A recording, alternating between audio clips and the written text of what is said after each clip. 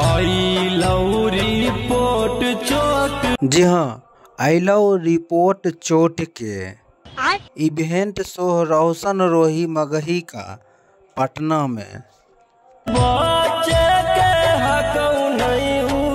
चलिए बात करेंगे हम रोशन रोही दिखने वाले कलाकार के बारे में। देखिए क्या है कि दरअसल दोस्तों इस गाना को काफ़ी ज़्यादा मेहनत लगाकर इस गाना को गाया गया है।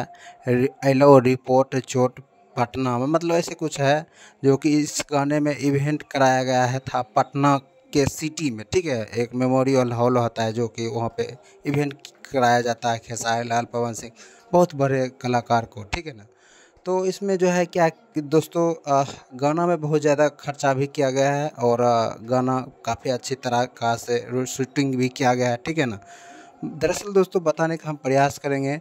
रोशन रोही जो है सौम्या पोखरेल को ये इस गाने में काम करने की मौका दिया। ऐसे सौम्या पोखरेल छोटे बड़े कलाकार में काम करते ही रहते हैं। उनका काम करना और करवाने मतलब और रुपया देकर कोई भी अगर कलाकार बुलाए तो उसको काम करने का मौका दिया जाता है। ठीक है ना, फिलहाल वीडियो को हम यहीं समाप्त करेंगे। धन्यवाद दोस्तों, क्या सोचते हैं।